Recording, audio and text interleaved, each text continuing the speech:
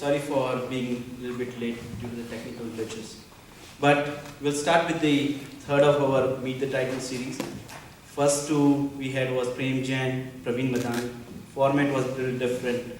Then we got a lot of positive feedback, and they said we want to know more about a person from the beginning. So then we said, okay, we'll change the format, and with the help of Nikunj and Kamleshji, we came up with a set of questions to be asked. And then we said, this is how we are going to do it. And so next 1 hour, the way we are going to do it is, everybody will get a chance to ask a question. We will just get more into every walk of life of Praveenji, and then we will open up the floor to ask the question. Thank you so much for making it today. So far I've seen him running around the temple, doing the work. This is the first time I'm seeing him sitting, so it's a pleasure. Thank you for having us here.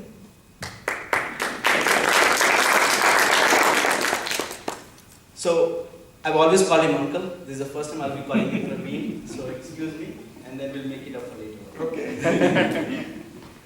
Okay, so Praveen ji, let's start from the beginning, because you are an entrepreneur, you're a big guy today, people look upon as the guy where I want to reach, but you were a kid always.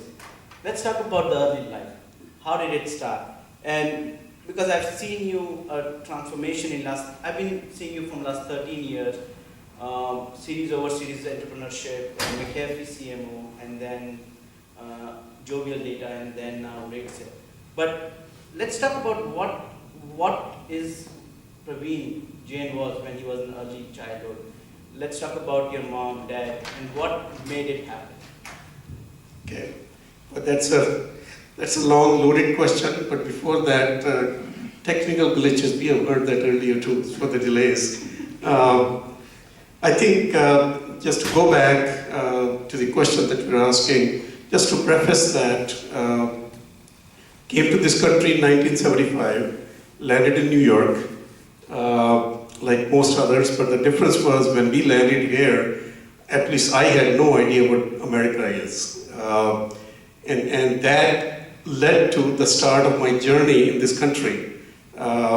Started out difficult. The day I landed, I had $7 in my pocket, and I lost all my baggage. And I had to go from JFK to Cincinnati, and that is when I knew this is going to be hard, but interesting life. And as you can see, and we'll talk through it over the next hour or so, had issues, had interesting turns and lefts and rights, ups and downs, but it has been an amazing life in this country. I've met amazing people, have been able to associate with just unique, exciting projects, including building of this Jain Bhavan. I consider myself most fortunate to have been able to do that, have been volunteered to do that. So it's been very exciting. I want to thank all of you for making time today and come over here to listen to some of the things I have to say. Coming back to your question on early childhood, don't know much before 6 years old, but around 6 or 7, my father passed away. And after that, pretty much we were on our own. My eldest brother was 16 at that time. Mother was completely uneducated. So it became the responsibility of the family to hold each other together, go through the tough times, and come out in a positive way from the tough times. After my father passed away, I saw, and I don't know how that happened.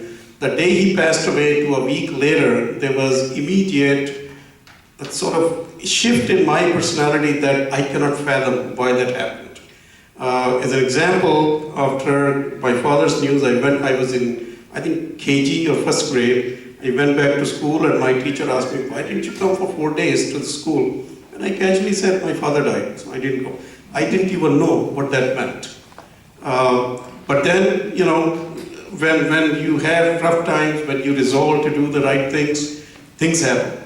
So my early childhood, just because you asked the question, I want to share it, not even probably my sons, they don't know some of the things I'm going to talk about.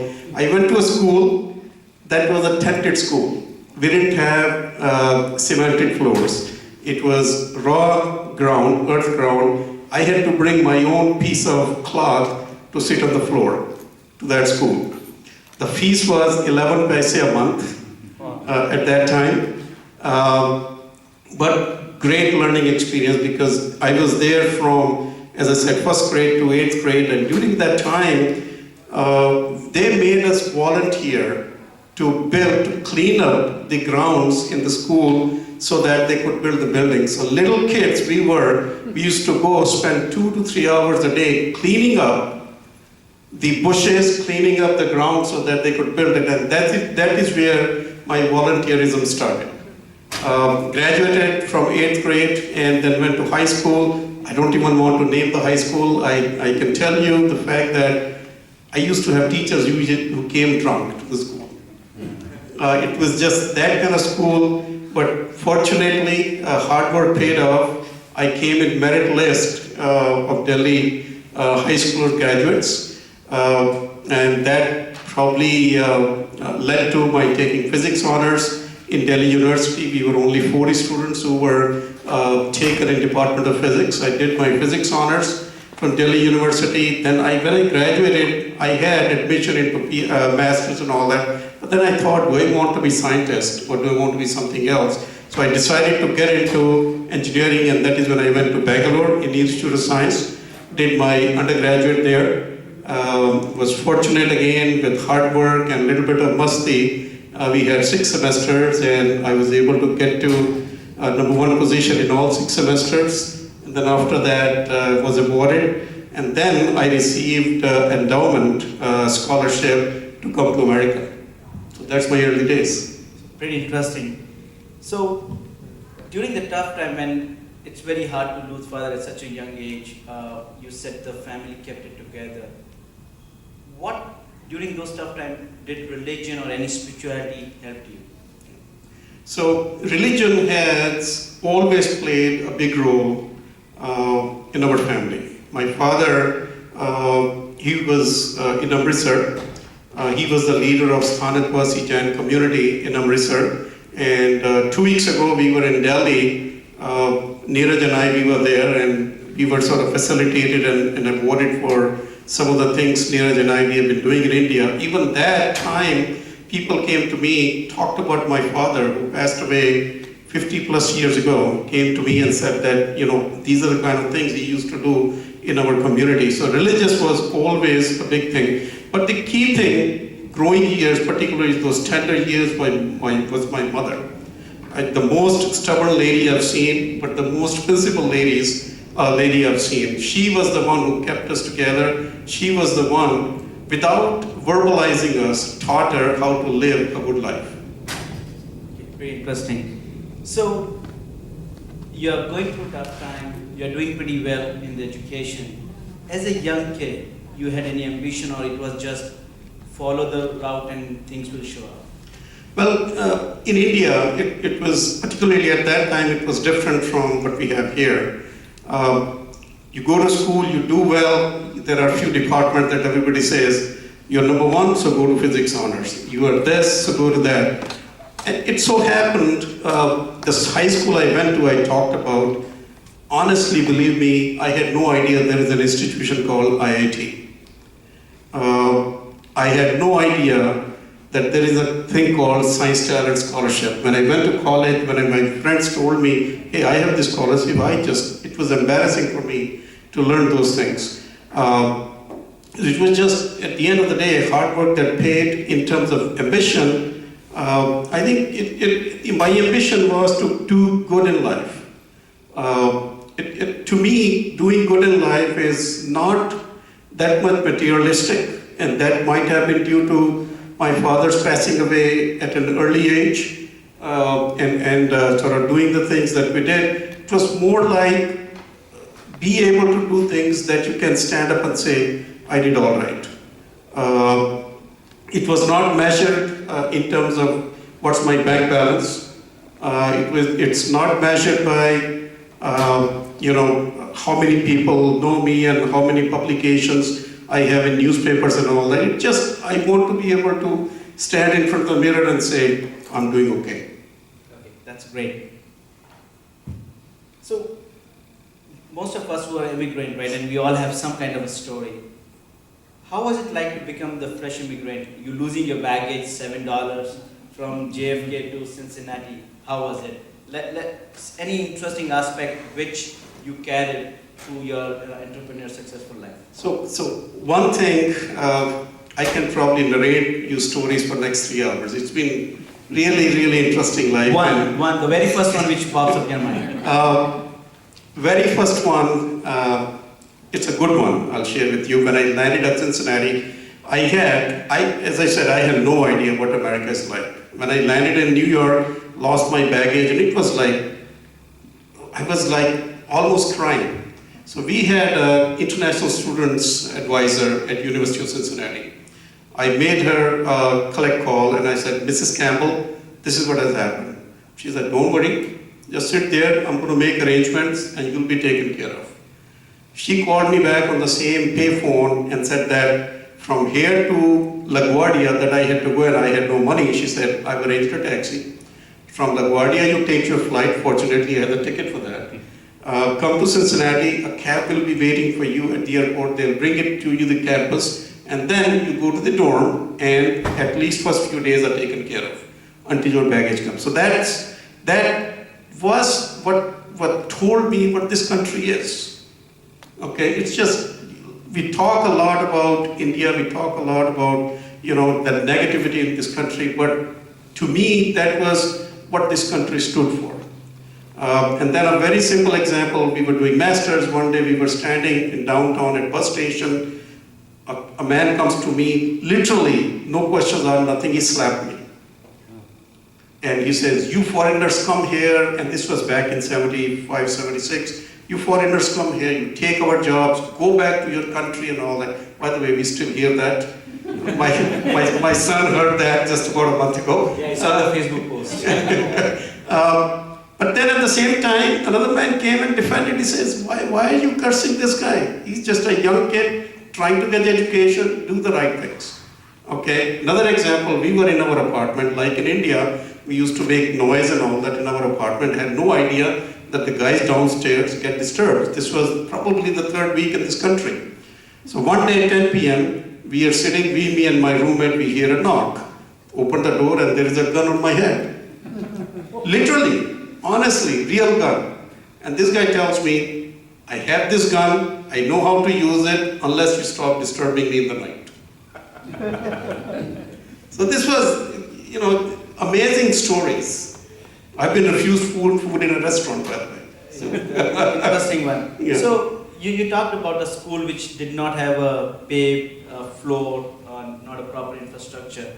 How was the transition from that kind of school to top-notch universities or the top university? What was the learning or the study experience? I think it built my personality. Okay, how to face adversity. But at the same time, hold your head high that, I'm not arrogant, but I'm proud of what I do, what I can achieve, and that was the learning experience for me. So in terms of transitioning, honestly, I never had any problem in transitioning from one environment to the other. It just, maybe my expectations were low, maybe I did not expect any different, but it was always smooth. So, Delhi to New York, New York to Cincinnati, bus station, gunpoint, good experience. Now you graduated. Yes. Now, what was the first job like?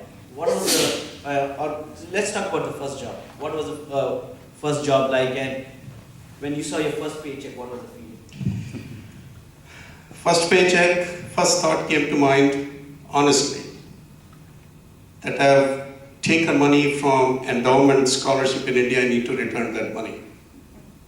So we started saving for that. I had borrowed, I think $1,500 that I had to return, and started saving $100 a month from them. My salary at that time was $30,000 a year, believe it or not, after PhD. So $100 at that time was substantial sum, but we decided we have to return the money as soon as possible. So exhilarating experience that on my own, because when we were doing a PhD, my stipend used to be $250 a month. To go from $250 to about, I think it was about $1,500, it was a big jump. I bought a new car within the first month. So that was pretty good there. But was it, so most of the time when we have heard people, right, that they say, my first job was not the first job where I decided what I want to do. So what was the turning point in career that you decided that, no, I'm not going to do a job anymore, or what I'm going to do is, I'm going to build something where I'm going to help building the dream of people. Yeah. So I think if you really look at it, even in the first job, even in my education, if you look at it, I've taken the education as entrepreneurship also. Okay, went from physics honors to electrical engineering to nuclear engineering masters, and then almost mechanical engineering, heat transfer, thermal hydraulics for PhD. So every time I changed it, I was told, man, you're not going to succeed, what the heck are you doing? But it was like a challenge to me. And that's how I've dealt with it. So when I started my first job, within the first week, my boss, it was a consulting company called Systems Control, very highly reputed company. Out of about 300 employees, we had about 150 PhDs at that time. About 50% of the company was in defense, about 35-40% was in energy, and I was in energy at that time because I didn't have green card to work on defense projects. So within the first week, my boss took me to a client. It was Electric Power Research Institute. He said that, Praveen, we're going to bid on a project and you're going to bid your own project. And honestly, during PhD also, my professor ran out of time, or of money, so we had to bid a project with NSA, so I got my own money to pay for my PhD's citizenship as well. So as soon as we went to Electric Power Research Institute, got our first project, I knew at that time, sooner or later I'm going to be on my own. So 3 years into the company, I almost started my own. I had two partners who were working with me, so we worked on the startup idea. It was in artificial intelligence expert systems. At that time, this was 87, 88 time frame, 86, 87 time frame. So 6 months after preparing and all that, one day, one of my very close friends asked me, you are starting a company, how much money do you have in the bank? I said, $15,000. And he said, Praveen, you're being stupid. You just cannot do at this stage. So I backed off, but 6 months later, I joined that company as a co-founder. I was there. So that was my first start. So whenever we have talked to people, they always say there are a set of evangelists or the mentors or the set of people who have impacted your life for the entrepreneurship perspective. So which are the people who helped you to start your career or help you out? So I tell you, my first guru, and I always tell, for any person, the first guru is the mother. Okay, and that was the case with me. But even without knowing anything, I think my father, or his memory, inspired me beyond anything. I remember maybe a handful of things with him, but one of those things was somebody asked, I was the youngest kid in the family, so somebody asked him, what are you going to make him? Very proudly he said, I'm going to make him an engineer. And here is a family where nobody has gone beyond maybe 4th grade, 5th grade. He said that, I'm going to make him an engineer, and that sat with me. Throughout my life, that has sat with me that, my father had a dream for me. Then, after he passed away, our mother, as I said earlier, she was the one, I learned a lot from him. The key thing was perseverance. Don't give up. Okay, you have to keep doing things, you have to keep working at it, you'll get it. Okay, and hold your head high, be prideful, be very sort of strong in that, so I think that was very helpful. And then beyond that, I came to know Acharya Sushil Kumarji. And this was in 1979 that I met him first time. And then he transformed my life without sitting with me and teaching me anything, person to person, by his actions, by his motivation and all that. He just transformed my life just tremendously. And these are the mentors I've had in my life. Yeah, I've seen the very first time when I came to your house, I was very impressed to see such a big murti of Guru. I did not know that the name of the Guru, but it was pretty impressive to see an American decor house with a murti at the entrance, and that was pretty phenomenal. So, you talked about people helping you during the different walks of life, mother, father, in spite of, he's passing away at an early age, certain teachings stuck with you and that made it happen for him. Now, what motivated, everyone, most of us who are here tonight are motivated to start something of your own. You did try it, but what is that one thing made you start something? Because everyone thinks about it. Yeah. And there's a very thin line, or I would say very thick line between thinking and doing it. Yeah. And what was that? So that company, I joined that company, I think it was 86 or 87, I joined them. I was treated as a co-founder. I was vice president of engineering in that company. We used to get what is known as SPIR program projects from government. And first phase of that project used to be about 100K, second phase used to be $500,000. So I got 3 of those projects, and all 3 of them got converted into second phases of $1 million+ each. The third project I got was with actually US Air Force to simulate and analyze supersonic jets, and to be able to sort of look at the performance of those. We were into that project, and my boss comes and tells me, Praveen, you have $100,000, I can go buy a product, software product for about $10,000, you can ship it to them, they will never know, and we make a huge profit. To me, that was a big symptom that, this is not a place I want to work.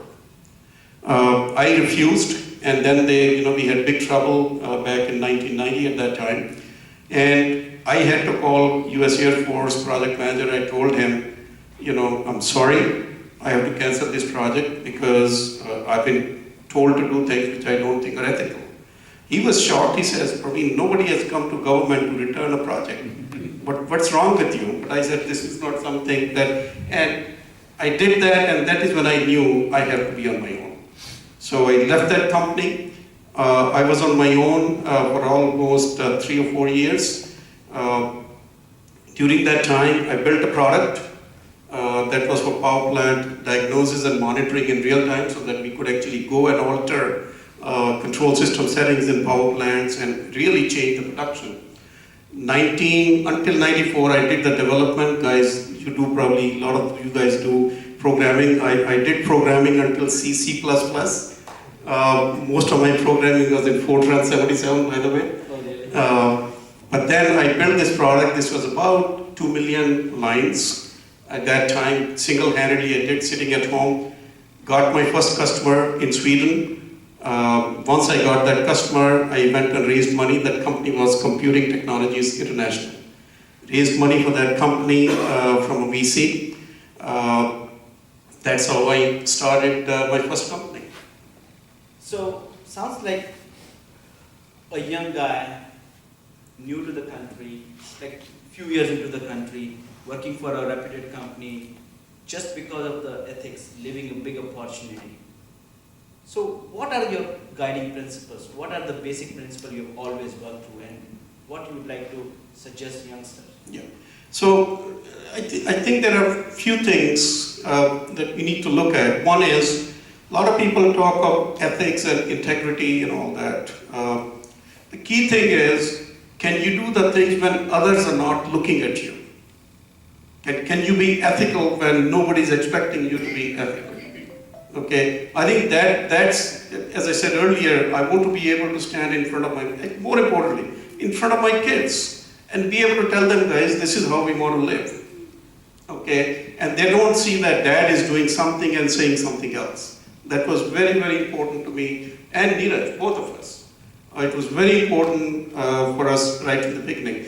But coming back to CTI, I'll just recite a quick story. Within the first year, I had 7 customers. Okay, we had 3 power plants in US and 4 power plants in Scandinavia. Denmark, we were covering half the country with our product. Okay, we were on our way to really start what is known as the virtual utility, where I was guaranteeing my customers that I will improve efficiency by 0.25% in a year, and 0.25% in a power plant, if you guys know, is about $100 million improvement efficiency, about $70 million. I said, you take 2/3 of that, I'll take 1/3 of that, but give me megawatts. Okay, so that I can create a virtual utility. You guys have heard of Enron? That is what we were trying to create with my product. So 1 year into it, great. Unfortunately, in March 1997, that was about 15 months after they started the company, I had a health episode. I had some people know it, so I'll just say it. I had a heart attack, which was emergency heart attack I had to go through, and it was an open heart surgery. Went to that because it was so bad that I was out of commission for almost 4 months. The guy who has been here, we were involved in the temple project. Company could not sustain, and here is the thing, guys, biggest learning experience. One day, I think the company valuation was $100 million because of what we were doing. 24 hours later, it plummeted to who knows what. Okay, so there is a very fine line between a huge success and not so success. Okay, greatest learning experience. Okay, at the same time, those days, now probably you don't even experience the racial prejudices. Okay, it was not intentional.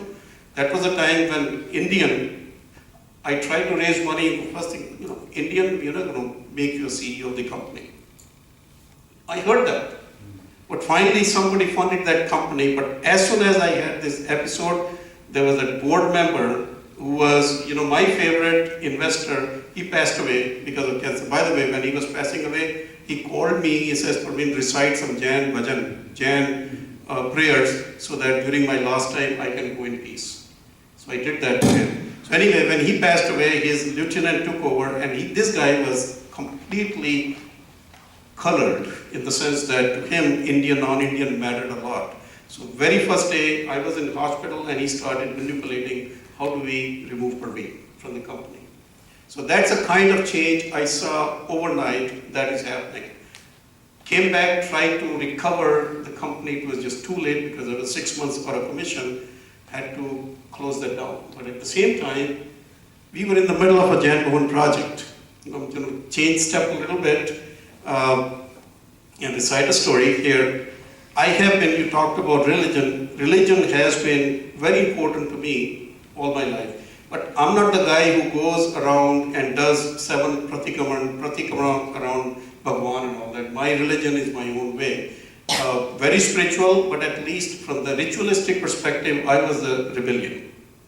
Okay, I did not want to follow some of the things that are important, but that was my way, not good or bad, positive or negative, but that's why I looked at it. So while we were doing all these things in 1991, actually from mid-80s to 91, I was involved in Fremont Hindu Temple. I did a lot of work there, but then in 91, we started the organization to build Sunnyvale Hindu Temple. 93 November, actually we were 5 directors who bought the property and started building Hindu mandir in Sunnyvale. So we were fine. That mandir is doing great, by the way. It was really gratifying. But then when we were doing that, Guruji, he passed away in 94. Towards the end, he just said, Praveen, go build your own mandir, Jain mandir. And that is what inspired me. And he told me, and I had no idea. So, 94 September, I was sitting at home preparing for Diwali, November 94, sitting at home preparing for Hindu Mandir's Diwali program. I got a call from the executive committee of Jain Center. They said, Praveen, we want to make you the president of this organization, JCNC.